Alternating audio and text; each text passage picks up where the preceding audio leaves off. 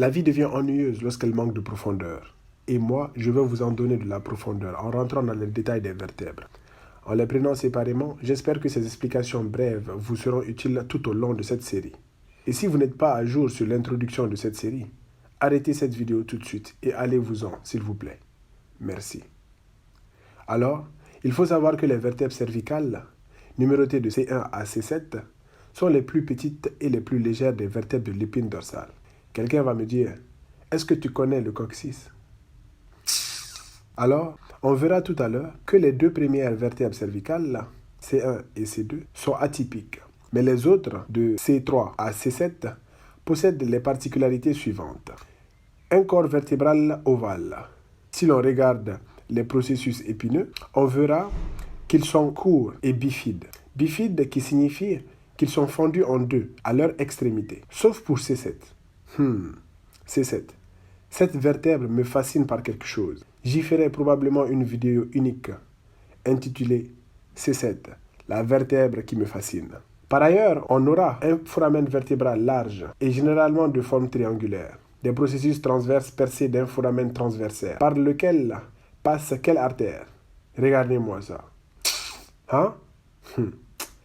Est-ce que j'ai même besoin de me répéter si vous avez regardé l'introduction? Bon, ce sont les artères vertébrales qui montent en direction de l'encéphale, qui vont donner le tronc basilaire et le polygone de Willis. Bien. Le processus épineux de C7, comme on peut le voir, est beaucoup plus long que celui des autres vertèbres cervicales. Et comme il est visible sous la peau, il constitue un repère pratique pour compter les vertèbres. C'est la raison pour laquelle on désigne C7 par le nom de vertèbre proéminente.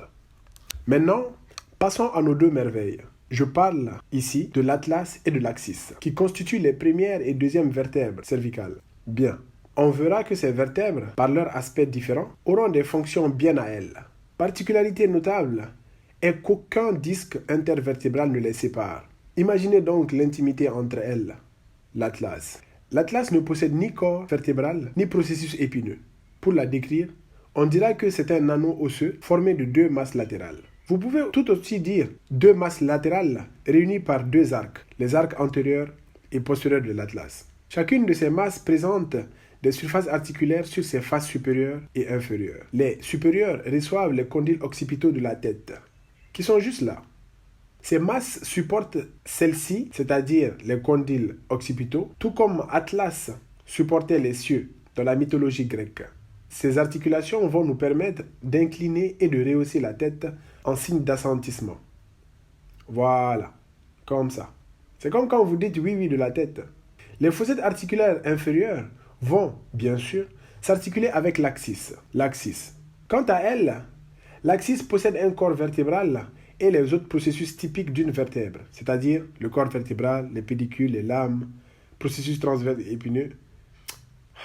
Pourquoi même je me répète? Sa seule particularité est sa dent, qui est un processus en forme de dent qui s'élève au-dessus du corps de l'axis. Pour certains spécialistes, elle serait le corps absent de l'atlas, soudé à l'axis durant le développement embryonnaire. Elle s'appuie contre l'arc antérieur de l'atlas par l'intermédiaire des ligaments transverses. Et l'atlas peut pivoter autour d'elle. On peut ainsi tourner la tête d'un côté comme de l'autre en signe cette fois-ci de dénégation.